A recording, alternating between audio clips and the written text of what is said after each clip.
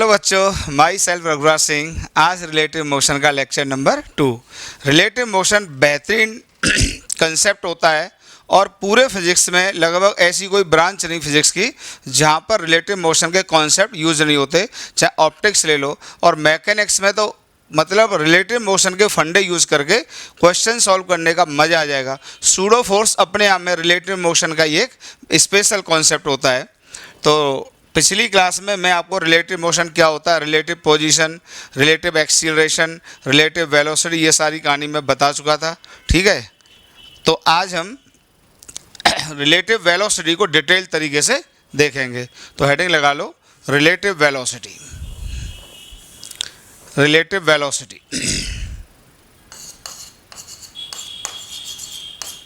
Concept of relative velocity बहुत बेहतरीन concept है। रिलेटिव वेलोसिटी तो फिलहाल हम ठीक है, फिलहाल हम वन डायमेंशन की बात कर लेते हैं। फिलहाल हम वन डायमेंशन की फिलहाल हम वन डायमेंशन की बात करते हैं।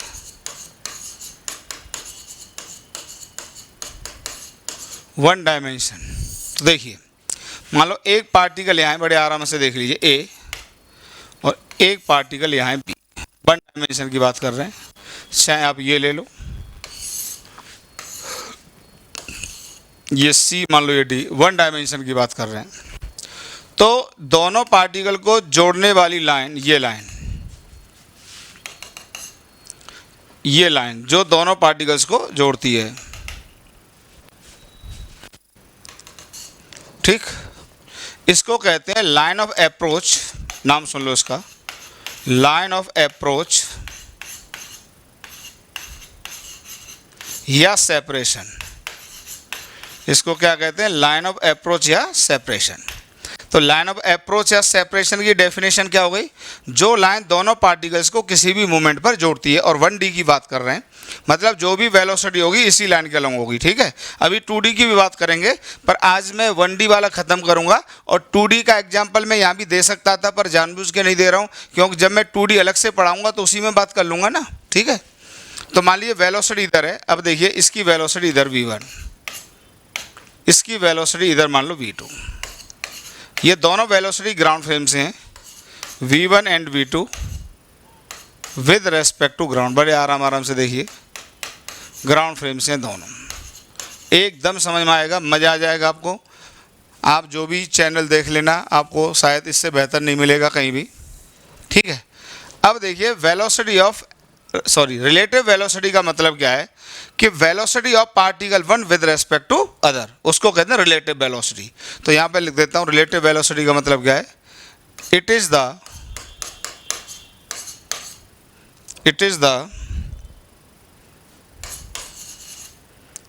effective velocity of particle 1 with respect to particle 2। एकदम आसान है। तो एक पार्टिकल की वेलोसिटी दूसरे पार्टिकल के रेस्पेक्ट में जो इफेक्टिव वेलोसिटी होती है, उसी को कहते हैं रिलेटिव वेलोसिटी। देखो अब समझ में आने वाला आपको। तो लाइन ऑफ अप्रोच क्लियर हो गया, it is the line joining the two particles at any time. ठीक है, लाइन ऑफ अप्रोच या सेपरेशन। चलो यहीं पे क्लियर करता हूँ। अब देखिए, ये आपको ग्राउंड फ्रेम से दिख रहे हैं। अब मान लो दो पिक्चर बनाता हूँ मैं यहाँ पर। तो अगर मैं बी को देखता हूँ ए पर बैठकर, तो ये पिछली क्लास में फंडे क्लियर हो गए थे। ए तुरंत किस में आ जाएगा बताइए, रेस्ट, तुरंत रेस्ट में आ जाएगा। ठीक, तो एक डायग्राम यहाँ बनाता हूँ। तो इसको मैं हटा दूँ, इतना लिख लेना, थोड़ी जगह कम है यार। ठीक है, चलो तो उधर ही लिख देता हूँ। तो देखिए, अब मैं लिखता हूँ B with respect to A. B with respect to A, देखिए जरा। तो जो बी हो जाएगा, तो बी जो हो जाएगा, ये तो हो जाएगा ऑब्जेक्ट, और जो ए हो जाएगा यहाँ पर आप ऑब्जर्वर बिठा दो, और ये तुरंत रेस्ट में आ जाएगा। ये हमारी आपकी बात पहली हो चुकी है कि जो ऑब्जर्वर होता है वो हमेशा किस में होता है, रेस्ट में होता है, या ऑब्जर्वर जहाँ से भी बैठकर दुनिया को देखता है वो हमेशा किस में आ जाता है, रेस्ट में आ जाता है। तो ये रेस्ट में आ गया। और वी जो बी के पास खुद की वेलोसिटी थी वो एज इट इज रहेगी, तो वो इसके पास एज इट इज रहेगा v2, ठीक, वो एज इट इज रहेगा इसके पास। और देखिए जो कुछ ए के पास था वो इसको अपोजिट डायरेक्शन मिलेगा, तो ये इसको v1 इधर मिल जाएगा v1, ठीक, ये इसको v1 इस डायरेक्शन में मिल जाएगा। तो अब देखिए यहाँ पर, तो देखो velocity of b with respect to A, ये इसी को क्या कहेंगे, रिलेटिव वेलोसिटी।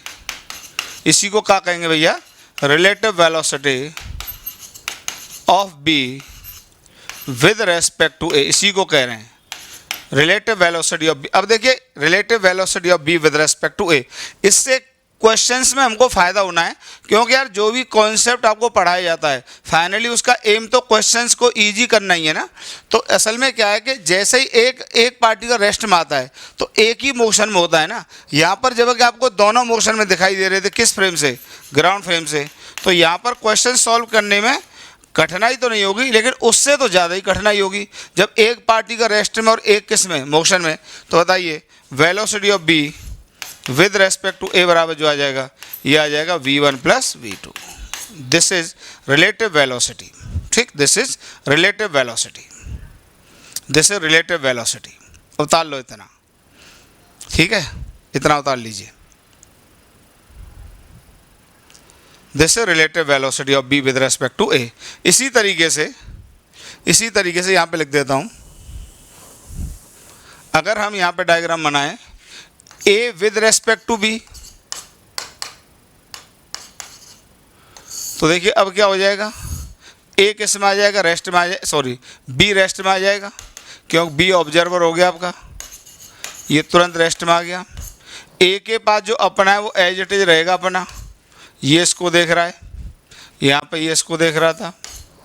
अब देखिए जो कुछ बी के पास होगा वो इसको किस डायरेक्शन में मिलेगा, अपोजिट डायरेक्शन मिलेगा। अपोजिट का मतलब देखिए ग्राउंड फ्रेम से v2 ऐसे था तो इसको ये v2 ऐसे मिल जाएगा, v2 ऐसे मिल जाएगा। तो बताइए वेलोसिटी ऑफ, ये कौन था, a था, ये था b, तो velocity of a with respect to b बताइए क्या हो जाएगा, v1 प्लस v2, और इसी को कहते हैं relative velocity. This is called relative velocity,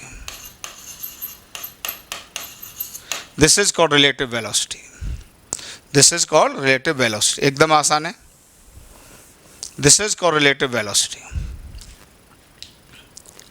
this is called बच्चा रिलेटिव वेलोसिटी। पॉज करके उतार लीजिए, एकदम आसान है। This is called relative velocity. हटाएं, चलिए जैसे कि एग्जांपल आपको दें, एक पार्टिकल ये है 20 मीटर पर सेकंड से जा रहा है, इसको मैं ए कह रहा हूँ, इसको बी कह रहा हूँ, इधर ये 12 मीटर पर सेकंड से जा रहा है, फिर यहाँ पर ये सी है और ये इधर 4 मीटर पर सेकंड से आ रहा है, ठीक है, 4 मीटर पर सेकंड से आ रहा है। तो जैसे इसमें पूछा है फाइंड पहला velocity of B with respect to A, दूसरा velocity of C with respect to B, तीसरा भले ही डायरेक्शन लिख लो velocity of A with respect to C. ये सब आपको फाइंड आउट करना है। तो कुछ है ही नहीं, अभी आपको जो कॉन्सेप्ट बताया उसी से कर लो। जैसे आपको B with respect to A निकालना है तो ये लिख देता हूँ velocity of B with respect to A, ये फाइंड आउट करना है। तो बताइए बी कौन होगा, पिछली क्लास में बताया था, ये कौन होगा, ऑब्जेक्ट होगा, और ये कौन होगा, ऑब्जर्वर होगा, बात हो चुकी है। तो ऑब्जर्वर होगा ए इसमें, तो ऑब्जर्वर हमेशा रेस्ट में आ जाता है, तो आप इसके ऊपर ये बिठा दीजिए ऑब्जर्वर ए, ये तुरंत किस में आ गया, रेस्ट में। और ये देख किसको रहा है, बताइए बी को देख रहा है, तो बी आपका ये है। तो बी के बाद जो अपना है वो रहेगा 12 इसके पास रहेगा, पिछली क्लास में भी बात हो चुकी है ये सब यार। और ये इसको देख रहा है, तो जो कुछ इसके पास होगा वो इसको अपोजिट डायरेक्शन में देगा। पिछली क्लास में आपकी हमारी बात हो चुकी है। तो अपोजिट डायरेक्शन में देगा इसको, तो अपोजिट में देगा तो इधर आ जाएगा, कितना बताइए, इसके बाद 20 था तो 20 आ जाएगा, 20 मीटर पर सेकेंड। ठीक, तो बताइए ज़रा, velocity of B with respect to A, vector form में लिखना चाहो वेक्टर में लिख दो, नहीं तो एरो बना के लिख दो तो और अच्छा रहता है, बराबर आ जाएगा। देखिए 20 इधर 12 इधर, तो 8 आ जाएगा, 8 मीटर पर सेकेंड, और डायरेक्शन आ जाएगा लेफ्ट, डायरेक्शन आ जाएगा लेफ्ट, डायरेक्शन आ जाएगा लेफ्ट, एकदम आसान है। ठीक है, इसी तरीके से लेट आपको फाइंड आउट करना है C with respect to B, इतनी जगह में फाइंड आउट कर दूंगा। तो velocity of C with respect to B, तो सी कौन होगा यहाँ पर, ऑब्जेक्ट होगा, बी कौन होगा, ऑब्जर्वर होगा। तो सी और बी को देख लीजिए, एक एक लाइन में आएंगे। देखिए ये बी है और ये सी है। अब सी ऑब्जेक्ट और बी ऑब्जर्वर, तो बी पर आप ऑब्जर्वर बैठा दीजिए, जैसे इस पर बैठाओगे तुरंत किस में दिखेगा आपको, रेस्ट में दिखाई देगा। जो कुछ इसके पास है वो रहेगा, कितना बताइए, 4 मीटर पर सेकेंड, और जो कुछ बी के पास है वो उसको अपोजिट डायरेक्शन में मिलेगा, मतलब इसको ये 12 इस डायरेक्शन में मिलेगा, ये 12 इसको इधर मिलेगा। तो बताइए यहाँ पर क्या आ जाएगा, बराबर, सीधे लिखिए, एकदम ओरल लिखिए, बराबर डायरेक्ट बताइए क्या आ जाएगा, velocity of C with respect to B बराबर 12 + 4 कितना आ जाएगा बताइए, 16 मीटर पर सेकेंड, और डायरेक्शन लेफ्ट आ जाएगा। ठीक है, क्या इसी तरीके से velocity of A with respect to C find out कर लोगे। ठीक है, चलिए इसी तरीके से velocity of A with respect to C भी फाइंड आउट हो जाएगा।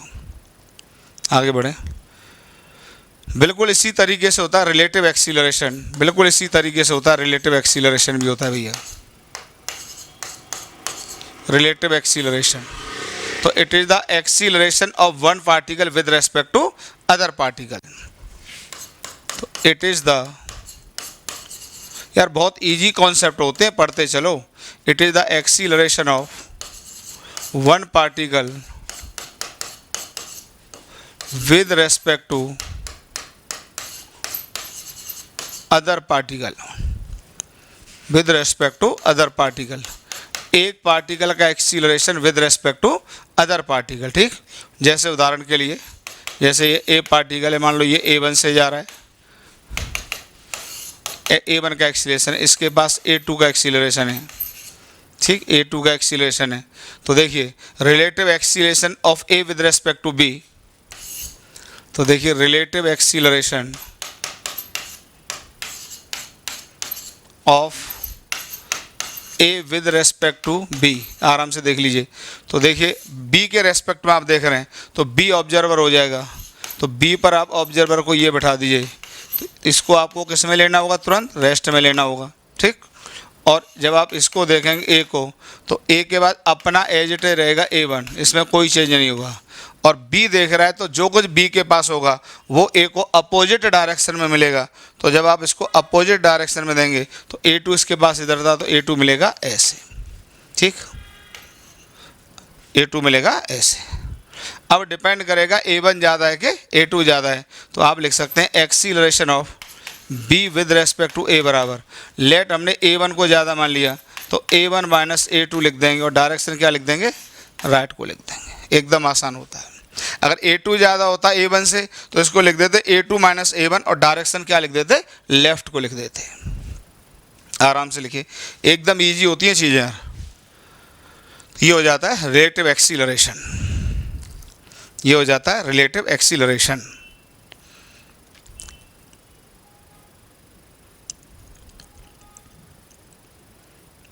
हटाएं, चलिए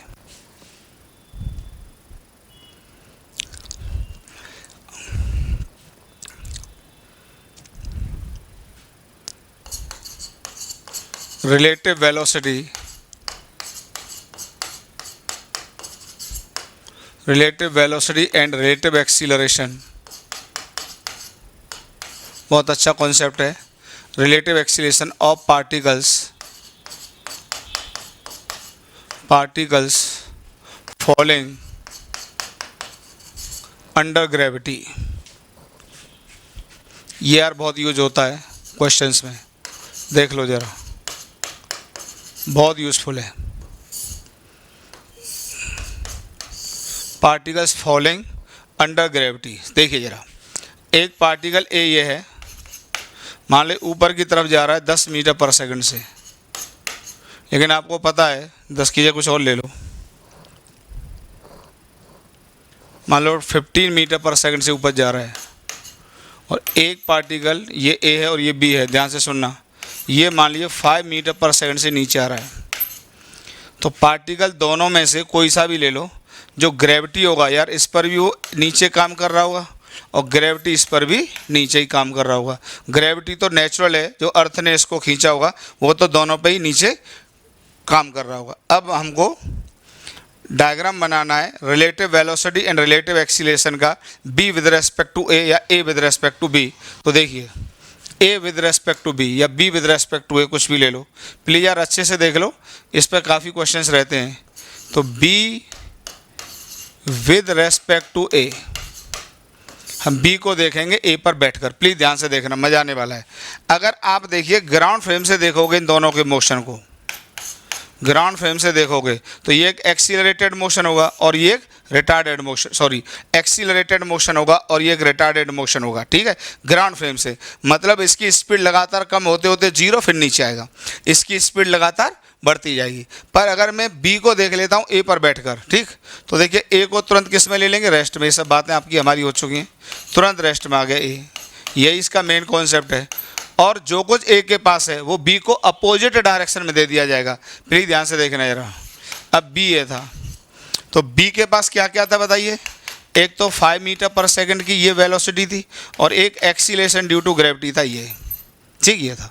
अब आप क्योंकि ए पर बैठकर बी को देख रहे हैं तो जो कुछ ए के पास है वो जरा अपोजिट डायरेक्शन में दीजिए बी को। तो देखिए 15 मीटर पर सेकंड की स्पीड ऊपर थी तो वो तो नीचे मिलेगी, और जो जी नीचे था वो क्या मिलेगा, ऊपर मिलेगा। प्लीज देखना, बहुत अच्छा लगने वाला है। देखिए तो 15 मीटर पर सेकंड की स्पीड ऊपर थी तो देखो ये तो नीचे मिल गई, ये सब यूज होना है मैकेनिक्स में, प्लीज देख लो। और ग्रेविटी जो नीचे था वो ऊपर हो गया, और सबसे खास बात देखिए ग्रेविटी कैंसिल आउट हो गया, बस इसका यही यूज है, यही मजा आने वाला है। ग्रेविटी कैंसिल हो गया, इसका मतलब जो ए बी को देखेगा बताइए एक एक्सीलरेटेड मोशन होगा कि नॉन एक्सीलरेटेड मोशन होगा, 100% नॉन एक्सीलरेटेड मोशन होगा, क्योंकि ए के फ्रेम से बी का एक्सीलरेशन कैंसिल आउट हो गया तो यूनिफॉर्म मोशन होगा। तो बड़ी खास बात है। तो देखिए तो acceleration of B with respect to A क्या है, 0। इसका मतलब मोशन, बड़ी अच्छी बात लिख रहा हूँ, motion of B with respect to A is uniform. Motion होगा बच्चों यूनिफॉर्म होगा, बेहतरीन बात। और जो वेलोसिटी होगी वो तो 15 + 5 कितनी हो जाएगी, 20 मीटर पर सेकंड। तो ए के फ्रेम से बी नीचे की तरफ मूव कर रहा होगा, कितने से, 15 मीटर पर सेकंड। लिख लीजिए यार, यही सब चीज़ें देखिए। अब आज फिजिक्स यहाँ पर पहुँच गई कि अब आपको उतनी कठिनाई नहीं हो रही होगी जितनी प्रोजेक्टाइल मोशन में थी। और जैसे जैसे आगे बढ़ूंगा चीज़ें सिंप्लीफाई होती चली जाएंगी यार, और स्पीड भी बेहतर होती जाएगी पढ़ाने की, चिंता ना करें, ठीक है।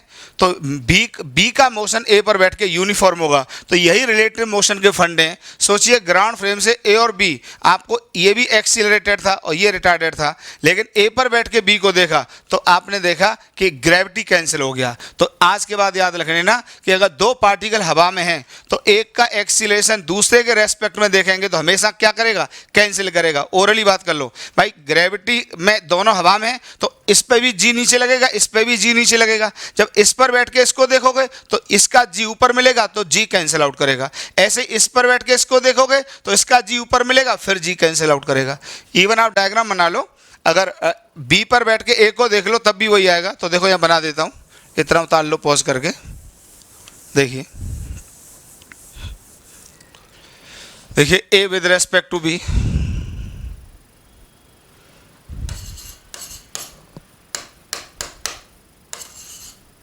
A with respect to B. तो जो बी आ जाएगा वो रेस्ट में आ जाएगा, बी रेस्ट में आ गया। और जो कुछ बी के पास होगा, ध्यान रखना, जो कुछ बी के पास होगा वो ए को अपोजिट डायरेक्शन में मिलेगा, और ए के पास जो अपना था वो नहीं बदलेगा। ये सब बातें पिछली क्लास से हो रही हैं, ठीक। तो अपना क्या था पहले अपना ही बना दो इसके पास। देखिए एक तो जी ऐसे था और 15 मीटर पर सेकंड ऐसे था, ये एज इट इज रहेगा, इसमें नो चेंज। और जो कुछ बी के पास था, देखिए जो कुछ बी के पास था, बी के बाद जी नीचे था, तो देखो ये जी ऊपर मिलेगा, देखो ये जी, और देखो यही कैंसिल हो गया। इसी का तो क्वेश्चंस में फायदा होगा क्योंकि जी कैंसिल होते ही जो ए का मोशन है वो कैसा हो गया, यूनिफॉर्म हो गया, और जो 5 मीटर पर सेकंड की स्पीड नीचे थी वो इसको ऊपर मिल जाएगी। तो बी के रेस्पेक्ट में ए ऊपर की तरफ यूनिफॉर्मली मूव करेगा विद 20 मीटर पर सेकंड, तो दैट इज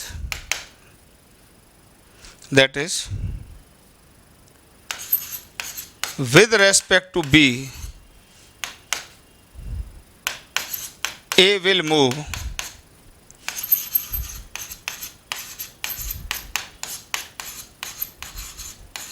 uniformly upward। ये बेहतरीन पॉइंट है, तो यूनिफॉर्मली मूव करेगा अपवर्ड। तो अब आप ये कह सकते हैं कि जब तक दो पार्टिकल हवा में रहेंगे तो एक के रेस्पेक्ट में दूसरे का मोशन हमेशा यूनिफॉर्म होगा। इस स्टेटमेंट को दिमाग में सेट कर लीजिए। मैं एक बार लिख भी देता हूँ कहो तो कि motion of a particle with respect to other particle in air is always uniform. लिख लीजिए इस बात को, मैं लिख नहीं रहा हूँ बोर्ड पर, लिख लीजिए कि अगर दो पार्टिकल हवा में हैं तो एक पार्टिकल का मोशन दूसरे के रेस्पेक्ट में हमेशा यूनिफॉर्म होगा, क्योंकि ग्रेविटी कैंसिल हो जाएगा। तो जब भी दो पार्टिकल हवा में होंगे और मुझे कुछ क्वेश्चन से सॉल्व करने होंगे तो मैं यही फंडे का यूज़ करके आगे बढ़ जाऊँगा, जिससे चीज़ें क्या हो जाएंगी, सिंपल हो जाएंगी 100%। ठीक है, सिंपल हो जाएंगी 100%। तो रिलेटिव एक्सीलरेशन, रिलेटिव वेलोसिटी और एक पार्टिकल का मोशन दूसरे के रेस्पेक्ट में हवा में ग्रेविटी के प्रेजेंस में किस तरीके से यूनिफॉर्म होता है, ये सब आपको क्लियर हो गया। ठीक है, चलिए आगे बढ़ें। अब आपको क्लियर करते हैं velocity of approach and velocity of separation.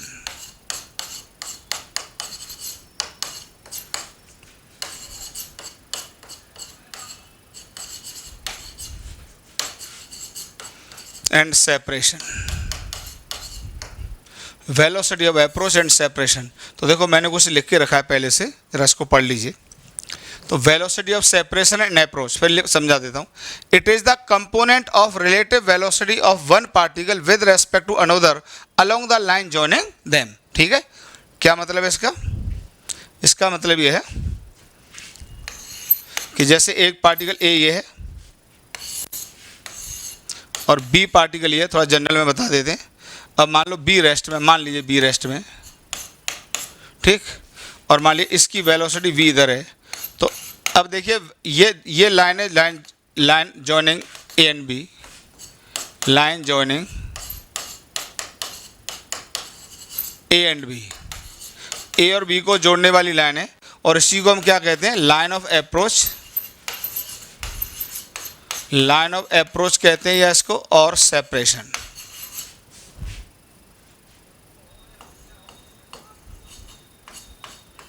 Line of approach या सेपरेशन इसी को कहते हैं, इसी को कहते हैं लाइन ऑफ अप्रोच या सेपरेशन। ओके, तो देखिए अब इसके दो कंपोनेंट कर लीजिए। एक कंपोनेंट इस लाइन का लूँगा, बताइए कितना होगा, वी कॉस थीटा, और एक कंपोनेंट होगा we sine theta.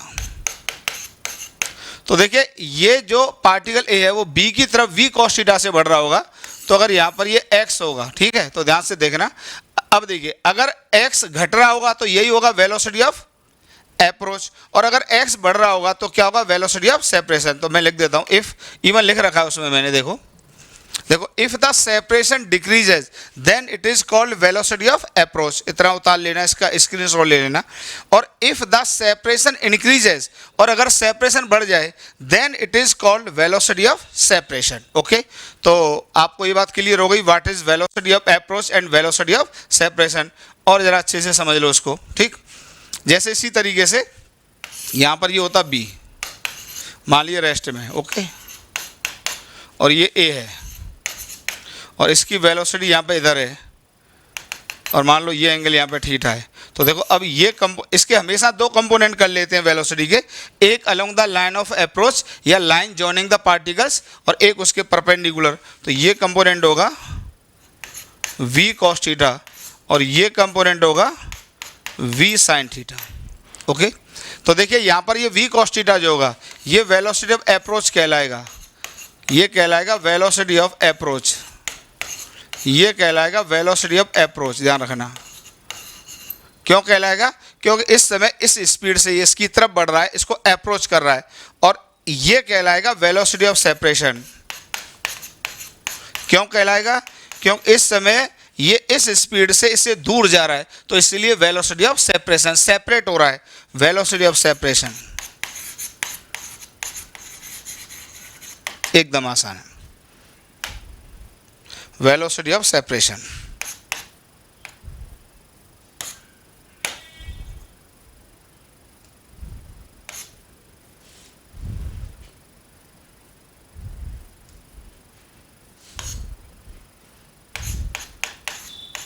Velocity of separation, ठीक है, कर लीजिए इतना, कर लीजिए इतना।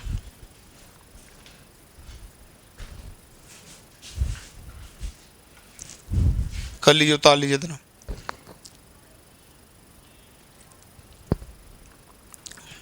ठीक है, हटाएं। अब देखिए इसमें कुछ अच्छी अच्छी बातें। देखिए यार, ये आपको हम बहुत पहले से बता रहे हैं कॉन्सेप्ट। अगर ये पॉइंट फिक्स्ड है, ध्यान रखना,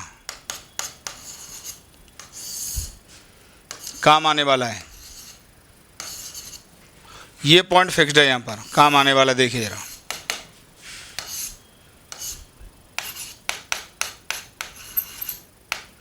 ये x यहाँ पे अगर ये v से जा रहा है और इधर ये v से आ रहा है, तो देखिए ये यहाँ पे सेपरेट हो रहा है, तो ये कहलाएगा वेलोसिटी ऑफ सेपरेशन। एक एक फंडा क्लियर कर लो, this is called velocity of separation. और ये इसके पास आ रहा है, तो इसका नाम क्या होगा? Velocity of approach.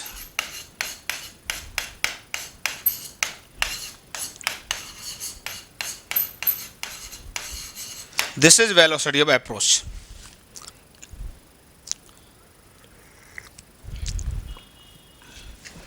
This is velocity of separation and this is velocity of approach. अब जरा सुनिए, अब देखिए वेलोसिटी क्या होता था, इस v को क्या लिखेंगे? dx/dt plus minus. अब खुद बताइए, अब इसका प्लस माइनस डिसीजन लेना मैं आपको बहुत अच्छे से बता चुका हूँ। अगर टाइम बढ़ रहा है और x घट रहा है, तो बताइए क्या होगा? प्लस होगा। टाइम बढ़ रहा है, x घट रहा है, प्लीज़, टाइम बढ़ रहा है, सॉरी, टाइम बढ़ रहा है, x भी बढ़ रहा है, टाइम बढ़ रहा है एंड x भी बढ़ रहा है, इसलिए प्लस होगा। लेकिन अगर यहाँ पे लिखोगे इसको v को, तो देखो माइनस dx/dt लिखा जाएगा। क्यों लिखा जाएगा? क्योंकि यहाँ पे टाइम बढ़ रहा है लेकिन x क्या कर रहा है? घट रहा है। तो ध्यान रखना, जब x घटे तो वेलोसिटी ऑफ अप्रोच, और काइनेमेटिकली या मैथमेटिकली क्या लिखेंगे इसको? v equal to minus dx/dt। कोई गलती नहीं होनी चाहिए यार। और अगर टाइम बढ़े, x बढ़े, तो मैथमेटिकली या इसको काइनेमेटिकली, दो शब्द बोले जाते हैं, या काइनेमेटिक्स से या मैथमेटिक्स से, x बढ़ रहा है, टाइम बढ़ रहा है, ये t इक्वल टू t पर है, ये भी यहाँ t इक्वल टू t पर है, तो टाइम बढ़ने के साथ साथ x घट रहा है तो माइनस dx/dt, टाइम बढ़ने के साथ साथ x अगर बढ़ रहा है तो प्लस dx/dt। इतना लिख लीजिए। तो ये कहलाएगा वेलोसिटी ऑफ सेपरेशन, ये कहलाएगा वेलोसिटी ऑफ अप्रोच।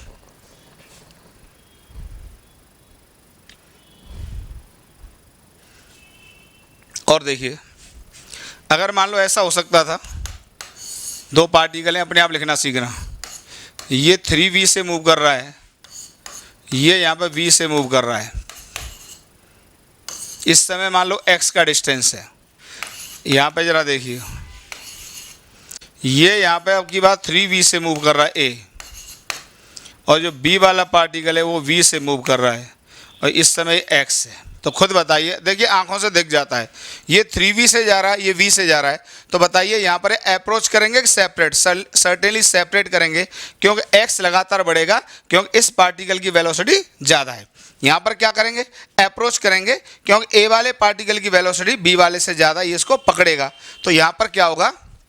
यहाँ पर क्या होगा? ये x जो है, बताइए इंक्रीजिंग डिक्रीजिंग? इंक्रीजिंग है, ये x इंक्रीजिंग है, और यहाँ पर x बताइए क्या है, ये डिक्रीजिंग होगा, ये यहाँ पे डिक्रीजिंग होगा। ठीक, तो अब बताइए यहाँ पर velocity of separation v separation बताइए क्या लिखा जाएगा। देखिए इफेक्टिव वेलोसिटी, तो एक पर बैठ के दूसरे को देख लो, तो ओरली देखो जरा, जैसे इस पर बैठोगे इसको इधर कितनी दोगे, v दोगे, तो कितने से जा रहा होगा ये, या मैं डायग्राम बना लेता हूँ चलो। तो देखो किसी पर भी बैठ के देख लो, किसी को b को ही देख लिया, a पर बैठ के आराम से देख लो, इसको देख रहे हैं आप, तो इसके पास इधर इफेक्टिव कितना आ जाएगा, 3v माइनस v बराबर 2v। चेक कर लो, क्यों v इसको इधर दोगे ना। अब मैंने डायग्राम में दिखाया नहीं है क्योंकि इतना तो समझते ही हो 2v, तो ये मान लो x है, तो बताइए जो dx बाई dt होगा वो प्लस ऑफ 2v होगा, प्लस ऑफ 2v होगा। अब बताइए यहाँ पर वेलोसिटी ऑफ अप्रोच वो क्या हो जाएगा बताइए, फिर वही काम कर लीजिए आप, ये b है और ये a है, आप a पर बैठ जाइए, अब b को देख लीजिए, तो देखिए इसके पास v इधर था अपना, और जब इस पर बैठ के इसको देखोगे तो 3v इसको इधर दोगे, और जब 3v इधर दोगे तो इधर इफेक्टिवली कितना बचेगा बताइए, 2v बचेगा, और ये x होगा, तो ये बताइए v अप्रोच इक्वल टू हो जाएगा माइनस dx बाई dt, और इसका मैग्नीट्यूड कितना आएगा बताइए, 2v आएगा, 2v आएगा। आराम से देख लीजिए, देख लीजिए आराम से, इस तरीके से की जाती हैं चीज़ें।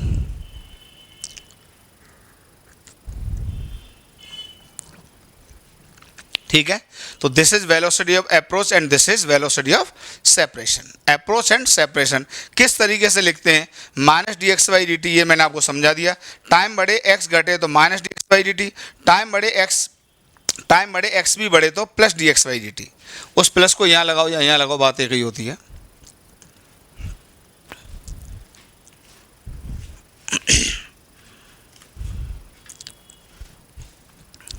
ठीक है, हटाएं। जैसे हल्का सा आपको जनरल में बता, जैसे ये होता, दो पार्टिकल होते, ये मान लो इधर मूव कर रहा होता v से, v1 से, ये इधर मूव कर रहा होता v2 से, मान लो ये एंगल यहाँ पे θ1, ये एंगल θ2। तो अब देखिए ये जो हो जाएगी लाइन ऑफ अप्रोच या सेपरेशन हो जाएगी, दोनों को लाइन ऑफ अप्रोच या सेपरेशन। इसी लाइन को क्या कहते हैं, अप्रोच या सेपरेशन, लाइन ऑफ अप्रोच और सेपरेशन। ठीक, तो अब देखिए इसके दो कंपोनेंट होंगे, एक कंपोनेंट इधर आएगा, कितना होगा बताइए, v1 cos θ1, इधर जो कंपोनेंट हो जाएगा v1 sin θ1। ऐसे इसके दो कंपोनेंट v2 cos θ2 और एक कंपोनेंट इधर v2 sin θ2। कोई दिक्कत? तो अब देखिए अगर यहाँ पर इफ v1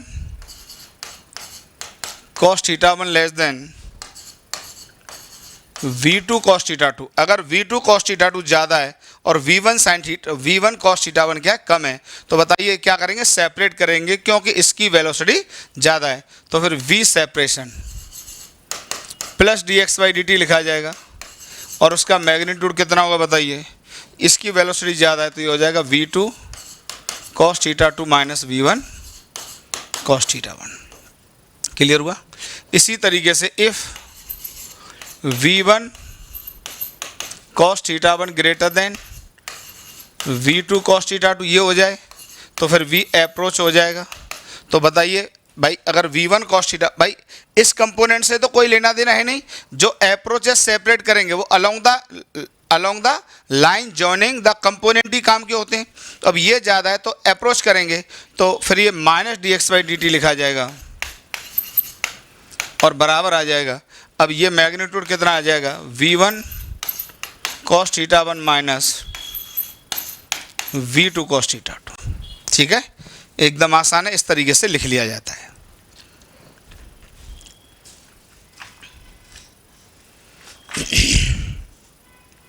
ठीक है बच्चों, चलिए कुछ क्वेश्चंस पे आते हैं, इसको हटाएं, पॉज करके उतार लीजिए। एक स्पेशल नोट मैंने लिखा है, देखिए we talk of relative position, relative position की हमने पिछली क्लास में बात की थी, रिलेटिव वेलोसिटी की आज बात कर रहे हैं, रिलेटिव एक्सीलरेशन की आज बात की है, but we never talk of relative time, यार रिलेटिव टाइम नहीं होता है, बड़ा बेहतरीन पॉइंट बता रहा हूँ, that is time taken in an incident is independent of frame of reference. कहने का मतलब ये है कि अगर ये मेरे दो हाथ, जैसे यहाँ पे दो हाथ हैं और ये टकराए, तो अगर आप इनको दुनिया के किसी भी फ्रेम से देख लो, आप खुद देख लो, हेलीकॉप्टर में चढ़ के देख लो, चलती हुई मोटरसाइकिल से देख लीजिए, इनके बीच में टकराने का समय हर फ्रेम से क्या होगा, सेम होगा। मतलब किसी भी घटना को होने का जो समय होता है वो फ्रेम पर डिपेंड नहीं करता है। तो देखिए क्वेश्चंस में इस बात का हम बेहतरीन यूज करेंगे, जैसे कहेगा कि दो पार्टिकल कितने टाइम में टकरा जाएंगे, तो कई बार हम ग्राउंड से सॉल्व करते हैं, कई बार एक पार्टिकल पर बैठ के दूसरे को देख के सॉल्व करते हैं, तो आंसर दोनों से सेम आएगा, क्योंकि जो टाइम है, टकराने का टाइम है, वो एक पर बैठ के दूसरे को देख लो, जो आएगा वही ग्राउंड फ्रेम से आएगा। तो कई बार क्या है, फ्रेम बदलने से चीज़ें बहुत आसान हो जाती हैं। तो यहीं से रिलेटिव मोशन का यूज़ करना देखो हम लोग स्टार्ट करेंगे। तो ये एक बेहतरीन कॉन्सेप्ट है, याद कर लेना, जो टाइम होता है वो फ्रेम ऑफ रेफरेंस पर डिपेंड नहीं करता है, टाइम फ्रेम ऑफ रेफरेंस पर डिपेंड नहीं करता है। इसको आप सीख लीजिए, जो टाइम होता है वो फ्रेम ऑफ रेफरेंस पर डिपेंड नहीं करता है, टाइम फ्रेम ऑफ रेफरेंस पर डिपेंड नहीं करता है। चलिए कुछ क्वेश्चन देखते हैं, इजी इजी स्टार्ट करते हैं। देखो एकदम आसान क्वेश्चन स्टार्ट करते हैं। पुलिस वाला है और चोर है, ये इधर 10 मीटर पर सेकंड से जा रहा है, ये 9 से जा रहा है। How long will it take for police man to catch the thief. Long का मतलब होता है टाइम बताना, आपको क्या बताना है, टाइम, कितने टाइम में उसको वो कैच कर लेगा। ओके, अब देखिए यहाँ पर रिलेटिव मोशन का अभी से मैं यूज़ करना शुरू करूँगा, अभी मैं ग्राउंड फ्रेम से नहीं सॉल्व करूँगा।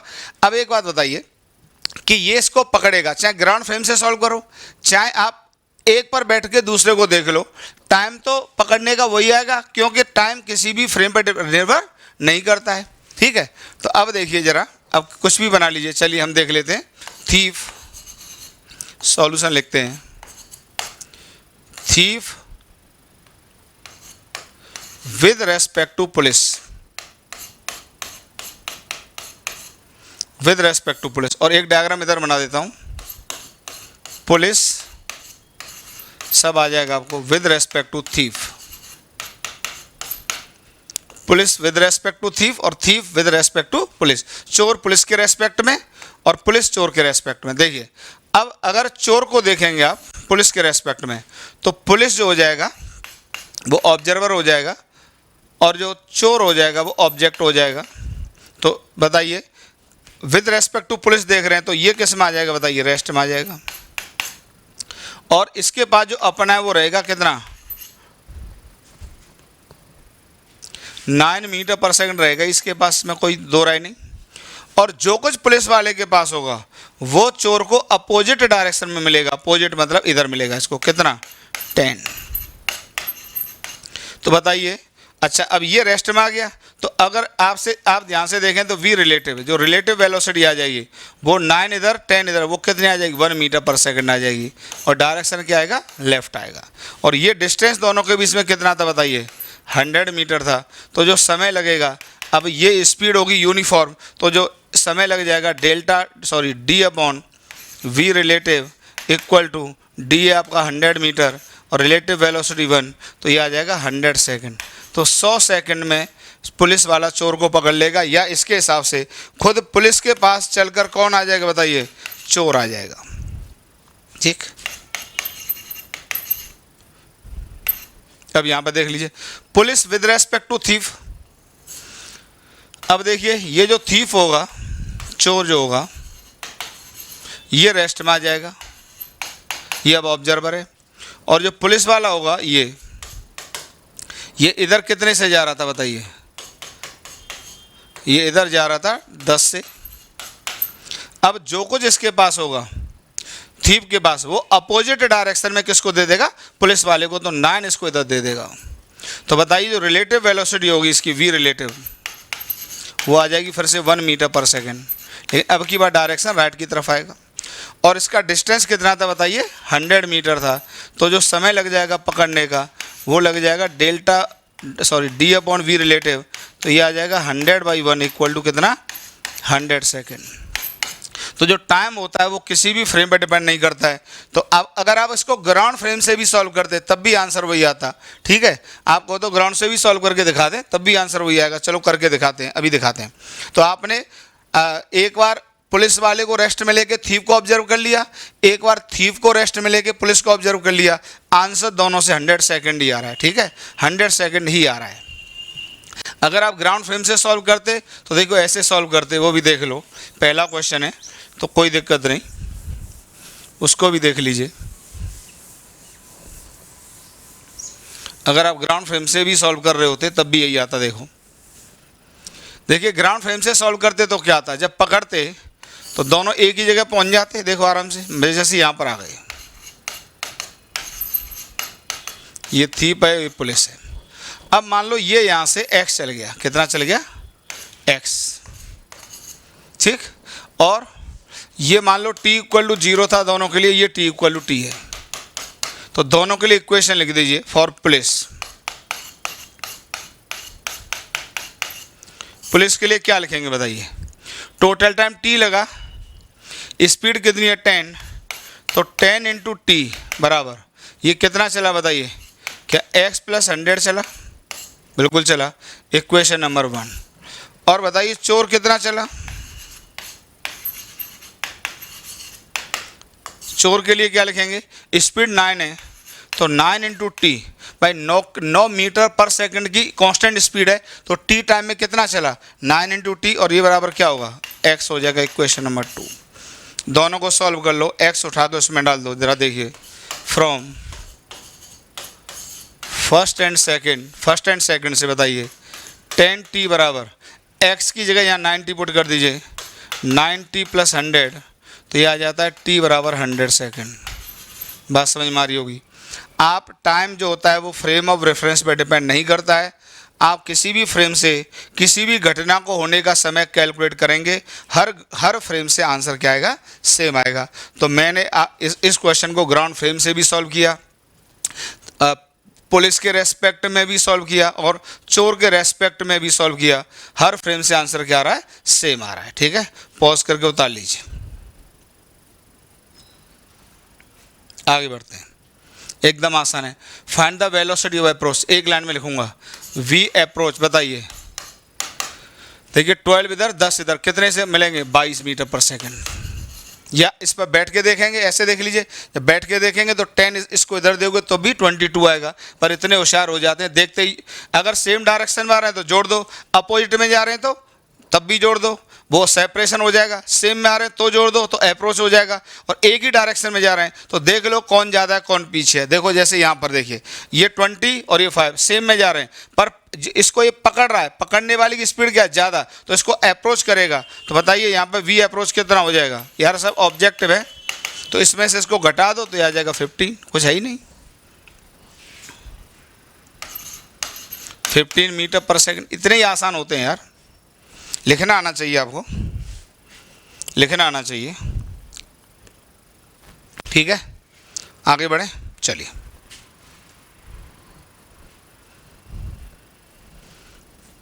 अब देखिए ये काफ़ी अच्छा क्वेश्चन है, ये काफ़ी अच्छा क्वेश्चन है।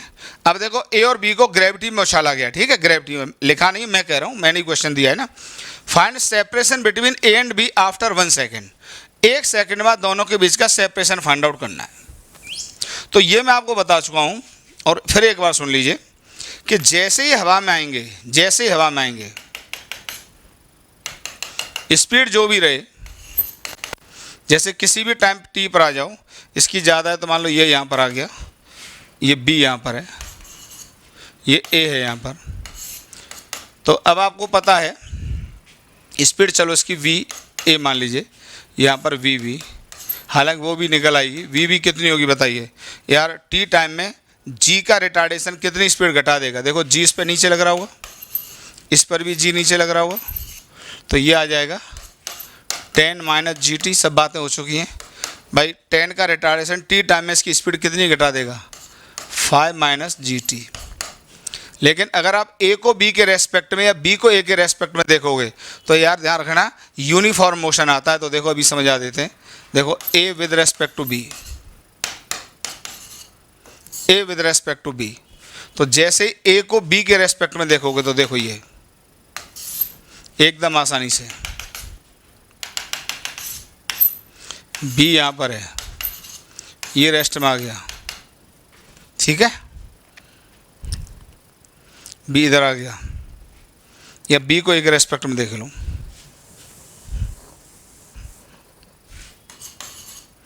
बी विद रेस्पेक्ट टू ए। इसका बस कारण इतना है क्योंकि बी की स्पीड ज़्यादा है, तो बी पर बैठ के देखोगे तो 10, आप इसको 10 नीचे दोगे तो नीचे दोगे तो ये नीचे दिखेगा, और जब ए पर बैठ के देखोगे तो 5 नीचे दोगे तो ऊपर 5 बचेगी, तो वो सोचना आसान होगा, ठीक है। तो B with respect to A देखिए, अब इस पर बैठ जाइए आप, ये तुरंत रेस्ट में आ गया, ठीक। अब देखिए जो इसके पास है, एक तो जी नीचे था, तो इसका जो जी होगा ए का वो इसको ऊपर मिलेगा, देखो ये मिला, ये दोनों क्या करके कैंसिल आउट करके। इसके पास स्पीड ऊपर थी कितनी बताइए,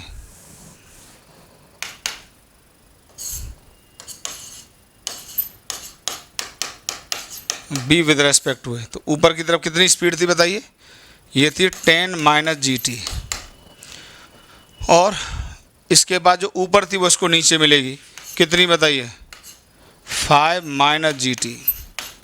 तो इसको जब देखोगे तो जी तो कैंसिल आउट हो गया, तो इफेक्टिव वेलोसिटी ऊपर की तरफ कितनी बचेगी, 5 मीटर पर सेकंड, 5 मीटर पर सेकंड। देखिए कैंसिल आउट हो रहा है, क्यों, जी टी कैंसिल हो गया, 10 में से 5 जाएगा तो 5 बचेगी, और ग्रेविटी कैंसिल हो गया, तो मोशन कैसा यूनिफॉर्म है। और पहले भी बता चुका हूँ, अगर दो पार्टिकल हवा में हैं तो एक का मोशन दूसरे के रेस्पेक्ट में हमेशा यूनिफॉर्म मोशन होता है। कैसा होता है, यूनिफॉर्म मोशन होता है, ठीक है। बता चुका हूँ, एक बार और समझा दिया है।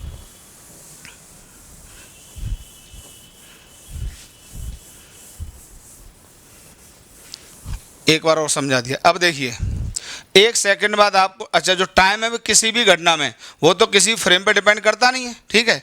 तो देखिए आप शुरू से ही डायग्राम बना लीजिए, B with respect to A,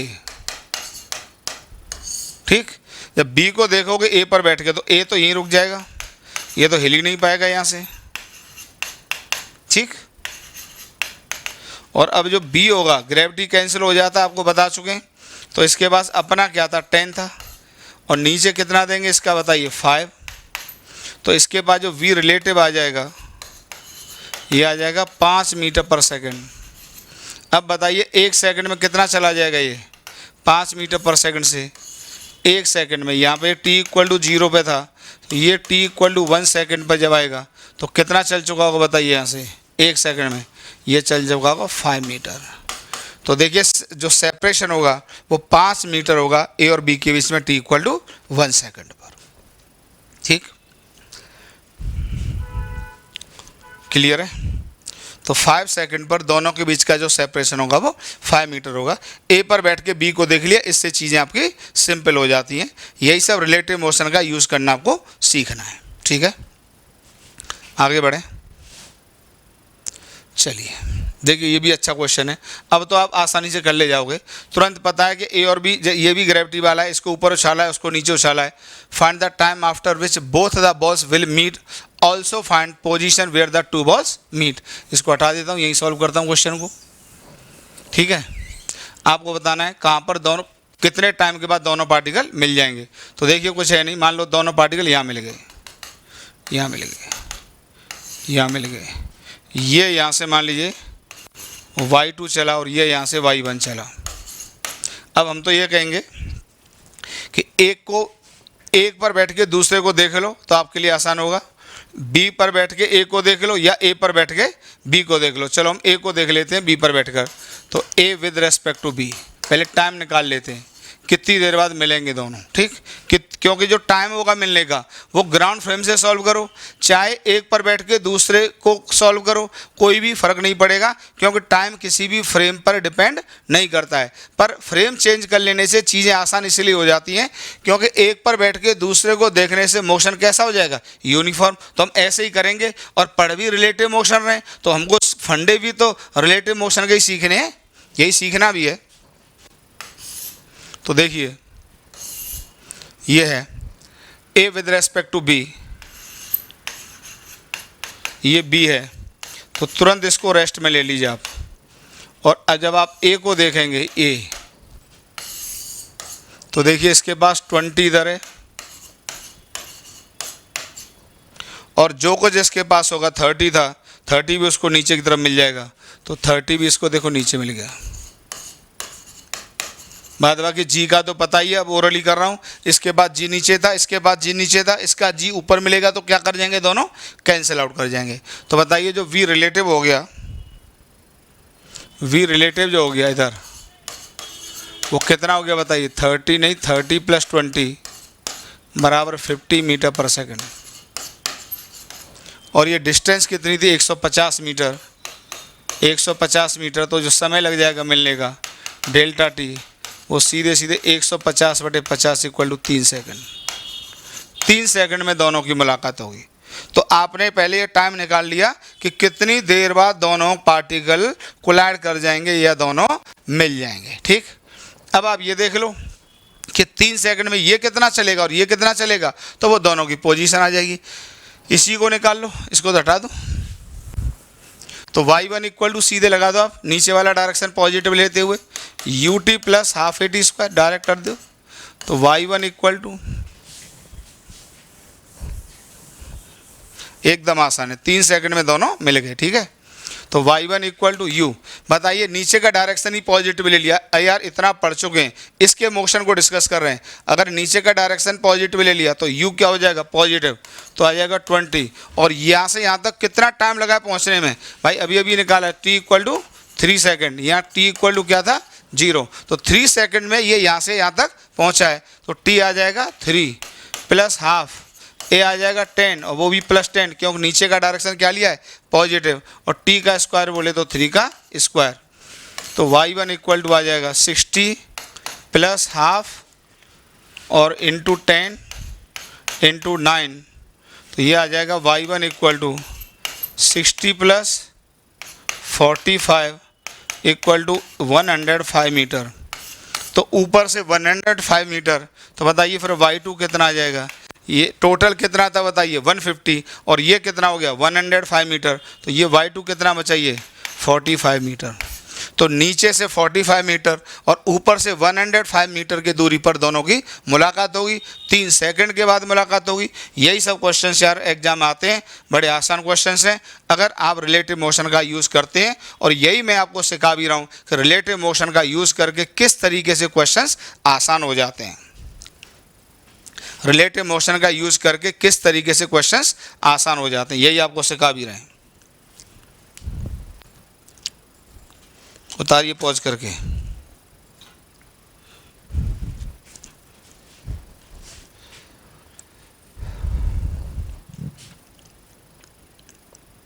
देखिए जरा क्वेश्चन, ये भी अच्छा क्वेश्चन है। अब देखिए यहाँ पे ये C1 है, इंसेक्ट C1 और इंसेक्ट C2, ये इस मूवमेंट पर 10 मीटर पर सेकंड से मूव कर रहा है और ये इस मूवमेंट पर 12 मीटर पर सेकंड से मूव कर रहा है। दोनों के बीच का सेपरेशन इस मूवमेंट पर 200 मीटर है। ओके, अब कह रहा है अगर देखिए अब क्या होगा, to avoid collision C2 start accelerating. अगर मान लीजिए ये ऐसे ही मूव करता रहेगा तो 100 सेकंड के बाद ये से टकरा जाएगा। और यार रिलेटिव, वही मैंने तो रिलेटिव मोशन लगा दिया, इस पर बैठ के इसको देख लो, तो इसकी 10 इसको इधर वापस करोगे तो 2 से इधर जा रहा होगा, 200 मीटर की दूरी है, तो 100 सेकंड के बाद टकरा जाएगा। अब क्या कह रहा है, to avoid collision C2 start accelerating. अब वो एक्सीलरेशन से चलता है।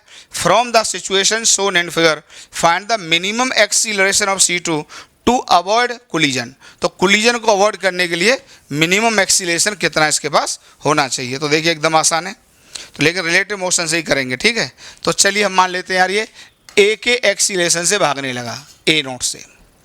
तो अब आप क्या करेंगे, ए नोट से भागने लगा, तो अब आप C2 को रेस्ट में ले लो, तो C1 पे बैठ के देख लो। तो आप देख लीजिए C1 सॉल्यूशन लिखते हैं यहाँ पर, C1 with respect to C2, C1 with respect to C2। तो देखिए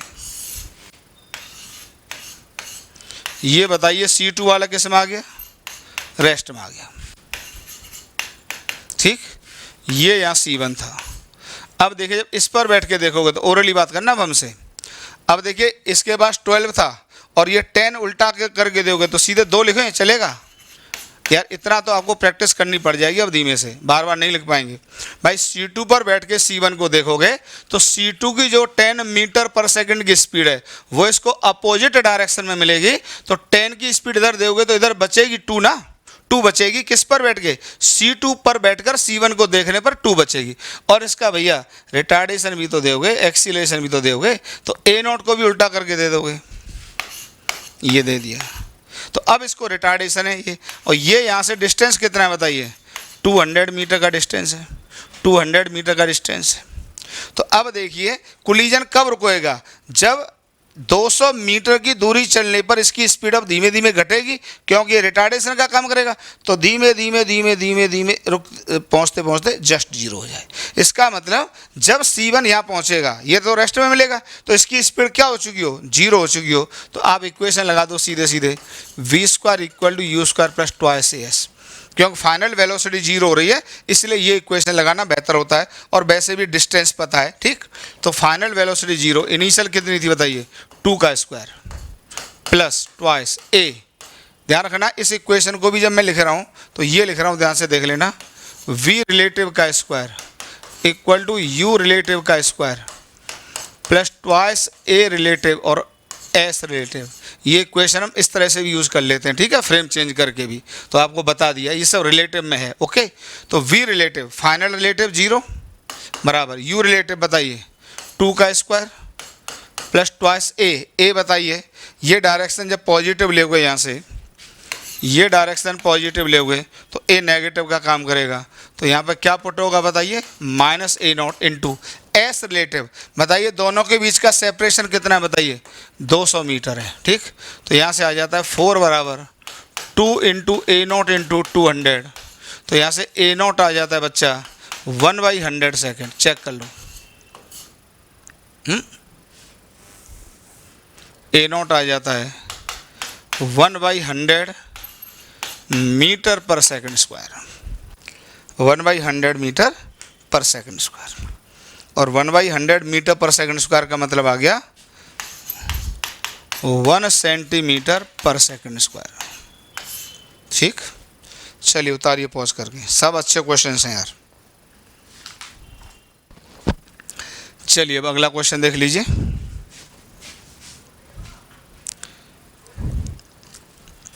A car traveling at 60 km/h overtake another car traveling at 42 km/h, assuming each to be 5 meter long. Find the time taken to overtake. यार ये बहुत अच्छे questions होते हैं। इस question में तो समझ लो बच्चे बहुत कंफ्यूज करते हैं। तो ओवरटेकिंग का कॉन्सेप्ट है, तो इसको पहले मैं आपको समझाता हूँ। कंसेप्ट ऑफ ओवरटेकिंग जरा समझ लो पहले। कंसेप्ट ऑफ ओवरटेकिंग, पहले इसको समझ लो जरा।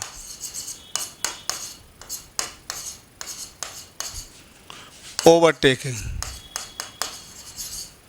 ओवरटेकिंग का कॉन्सेप्ट क्या जरा देखिए। देखिए कोई गाड़ी कहीं भी हो, मान लो मैं दोनों के लेंथ अलग अलग ले लेता हूं, जैसे ये है,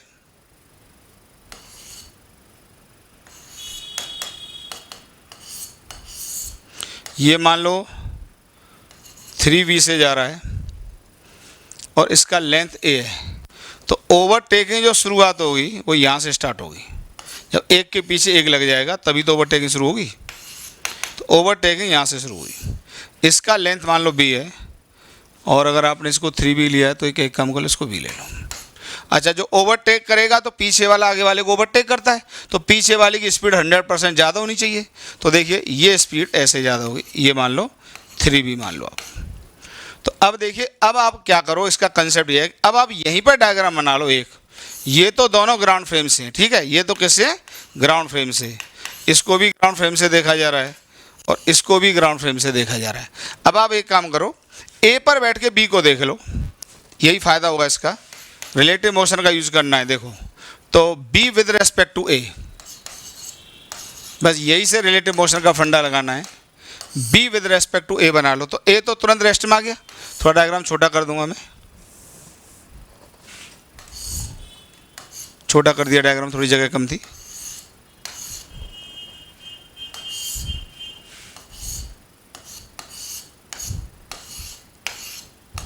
ठीक, ए पर बैठ गए, ये किस में आ जाएगा, रेस्ट में। ठीक, इसका लेंथ ये यहाँ से यहाँ तक ए था, ये लेंथ यहाँ से यहाँ तक बी। अब देखिए जो कुछ ए के पास होगा वो इसको अपोजिट डायरेक्शन में मिलेगा। तो ध्यान रखना ग्राउंड फ्रेम से इसके पास कितना था 3v और उसके पास कितना था v। तो उस पर बैठ के इसको देखोगे तो 2v से जाएगा, ये डायरेक्ट मेरी बात मान लो 2v से जाएगा। तो जब ये ओवरटेक कर लेगा तो देखो कैसे होगा, तो ये तो यही मिलेगा, ये बिफोर ओवरटेकिंग या ओवरटेकिंग स्टार्ट। ठीक है, यहाँ पे ऐसे क्या लिख सकते हो इसको, ओवरटेकिंग यहाँ पे स्टार्ट हो रही है। ठीक है, ये ओवरटेकिंग स्टार्ट हो रही है और जब ओवरटेकिंग ख़त्म हो जाएगी तो देखो ख़त्म यहाँ होगी, ओवरटेकिंग एंड्स।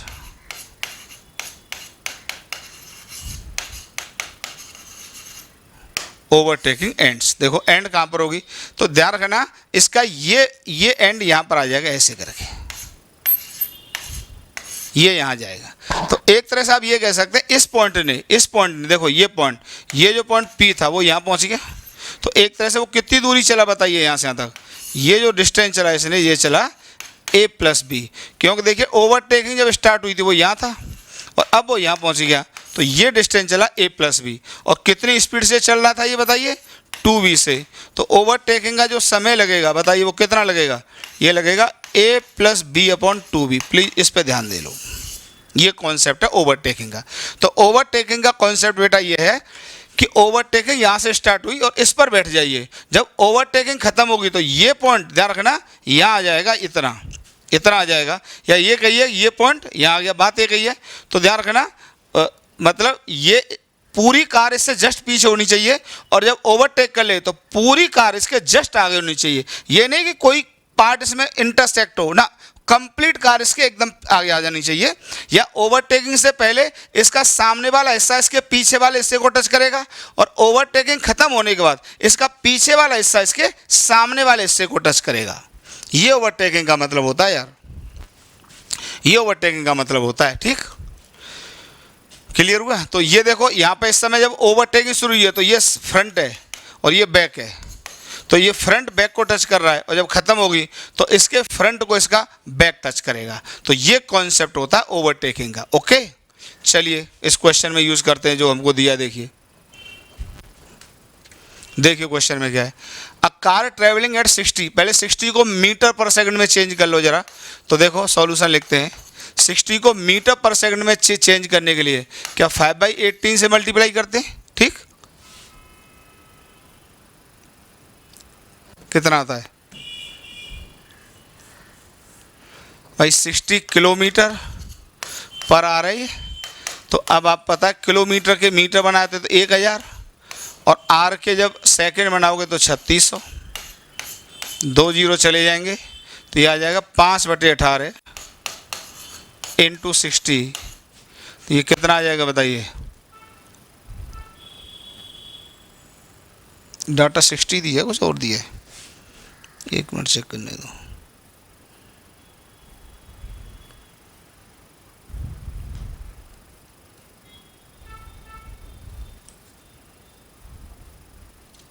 ठीक है, वो गलत नहीं, सही है, डाटा सही है, पर मैं अभी इसको करता हूँ, देखो समझाते हैं।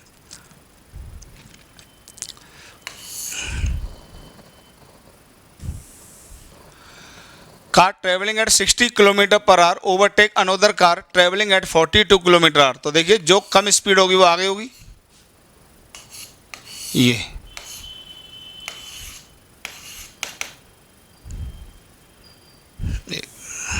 कुछ नहीं अटक, कुछ नहीं, वो जगह देख रहे हैं सॉल्व करने की, उसको थोड़ी लेंथ छोटी बनाते हैं। ये 42 से जा रहा है, ठीक, और ओवरटेकिंग जब स्टार्ट हुई होगी तो ये होगी, ये यहाँ होगा पीछे वाला, ये 60 से, इसको ए कह दो, इसको बी कह दो। हाँ, दोनों की लेंथ एल सेम है, दोनों की लेंथ एल सेम है। इसका भी एल कितना है बताइए 5 मीटर, इसका भी एल कितना है 5 metre. Okay, 40-60 kilometre per hour, 42 kilometre per hour. ठीक है, चलिए अब ओवरटेकिंग शुरू हो गई तो ये t = 0 मान लो। ठीक है, तो अब एक काम करो, अब रिलेटिव मोशन के फंडे यहीं पे यूज़ कर लो, अब रिलेटिव मोशन के फंडे यहीं पे यूज़ कर लो। चलो मैं बैक पेज पे जाके सॉल्व कर दूँ। ठीक, चलो देखो, देखिए तो आप इस पर बैठ के उसको देख लीजिए, इस पर बैठ के, तो ये तुरंत रेस्ट में आ जाएगी। ठीक, यही कॉन्सेप्ट है, मैंने यार यही बताया था। और जो कुछ जिसके पास होगा वो इसको अपोजिट डायरेक्शन में मिलेगा। तो ध्यान से देखना जरा, इसके पास 42 था, इसके पास 60 है, तो 42 जब अपोजिट में मिलेगा, इसलिए मैंने वहाँ पे कन्वर्जन नहीं किया था। क्यों नहीं किया था अब आपको समझ में आएगा। तो 42 जब इसको अपोजिट डायरेक्शन में मिलेगा तो इसके पास 18 बचेगा, 18। यार 60 - 42 कितना आएगा 18। तो देखिए ये 42 से जा रहा है 60 से, तो 42 जब इसको बैक में देगा तो 18 बचेगा ये, तो इसके रेस्पेक्ट में ये 18 से आ रहा होगा 18, तो ये 18 से आ रहा होगा, ये बस किलोमीटर पर आवर। इस पर बैठ के आप इसको देख रहे हैं, और 18 किलोमीटर पर आवर का मतलब क्या होगा 18 होता है, मीटर पर सेकंड में जब चेंज करोगे तो 5/18 से मल्टीप्लाई करोगे तो 5 मीटर पर सेकंड। ये कारण था वहाँ पे मैंने चेंज नहीं किया था, क्योंकि रिलेटिव वेलोसिटी जब आती तो 18 आती, जबकि एब्सोल्यूट वेलोसिटी ग्राउंड फ्रेम से कितनी थी 60 थी, तो इसलिए 5/18 से मल्टीप्लाई करते तो फ्रैक्शन में आता, इसलिए वहाँ मैं रुक गया था, और कोई कारण नहीं था। तुम फालतू में सोच रहे हो कि सर अटक गएगा, ऐसा नहीं था। ठीक है, तो 18 से आ रहा है, तो 18 को आप क्या लिख सकते हैं बताइए, 5 भी लिख सकते हैं। अब देखिए ये लेंथ यहाँ से कितनी है बताइए 5 मीटर। तो अब देखिए ये t = 0 है यहाँ पर। जब ओवरटेकिंग कंप्लीट होगी तो ये तो रेस्ट में, तो ये यहाँ पहुँच गया होगा, ये ओवरटेकिंग कंप्लीट हो गई। अभी जा कितने से रहा है 5 मीटर% से जा रहा है, ओवरटेकिंग कंप्लीट।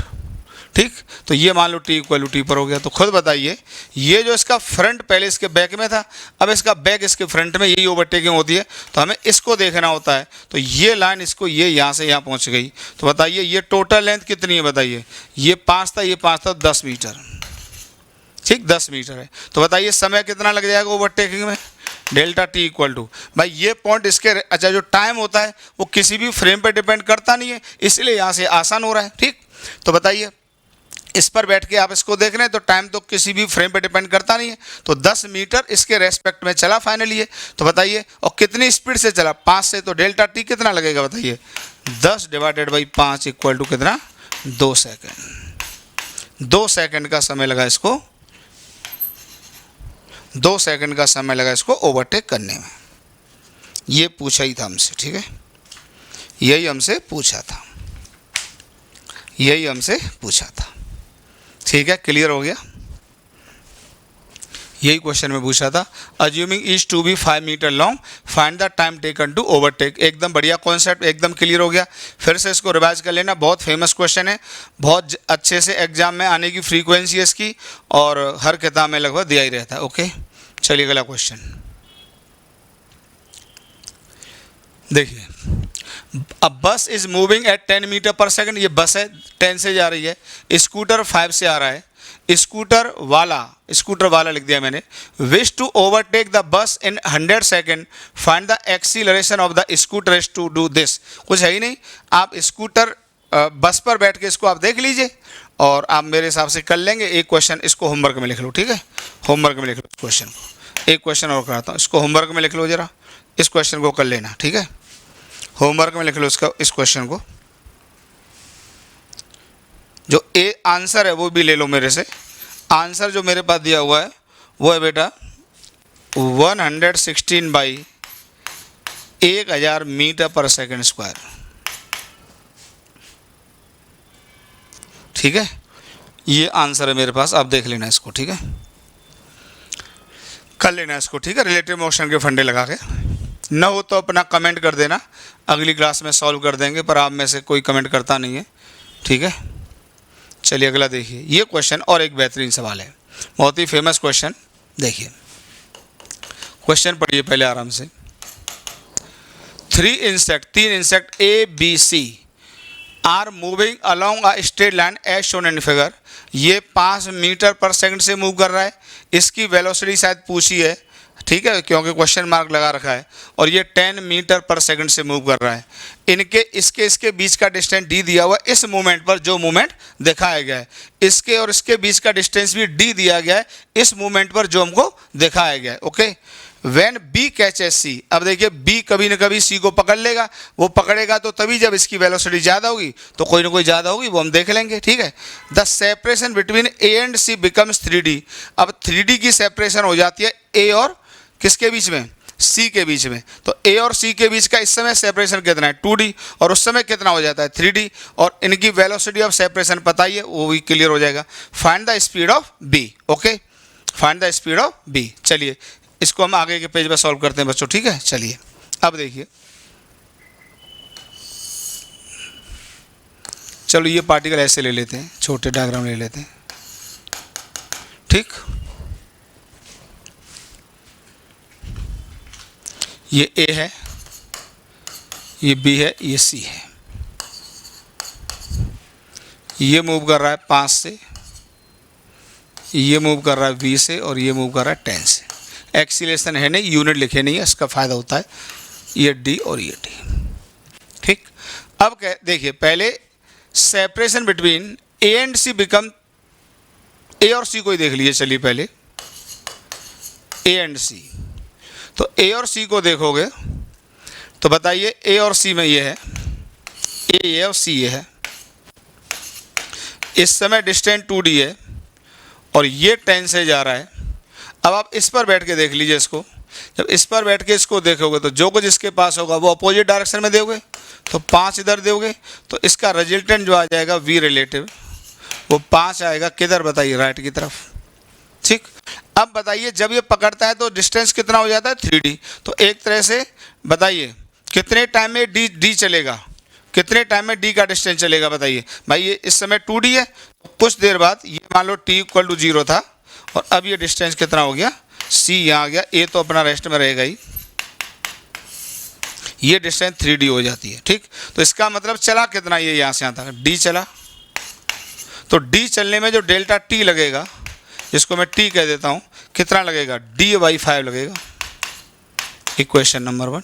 भाई इफेक्टिव वेलोसिटी तो 5 मीटर पर सेकंड है ना, तो 5 मीटर पर सेकंड की स्पीड से d का डिस्टेंस चलने में समय कितना लगेगा, d/5।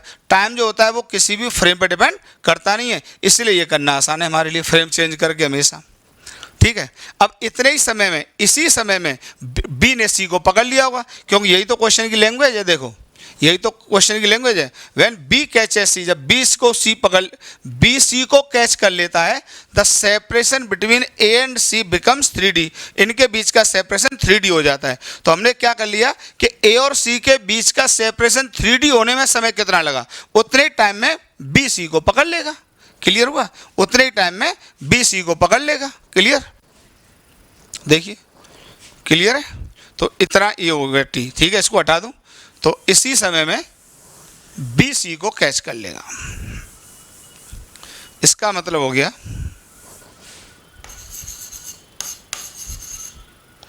In the time delta T equal to d/5 B catches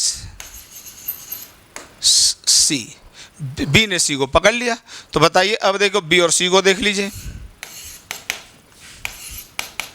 ये बी है, ये सी है। अब आप सी पर बैठ के देख लो, तो देखो जो कुछ, अब ये तो v से जा रहा था इधर, तो अब देखिए इसका उल्टा इधर दोगे तो ये आ जाएगा v-10। डायरेक्ट कर दें, क्यों ये v से जा रहा है और 10 इसके पास अपना था, तो उल्टा दोगे तो इधर तो घट जाएगा v-10। और डिस्टेंस कितना है d, तो ये बताइए कितनी देर में पकड़ता है, d/5। तो delta t equal to d/5 equal to, ये सेपरेशन भी कितना है, d है, तो d अपॉन कितने स्पीड से इसको पकड़ने आ रहा है बताइए, v-10।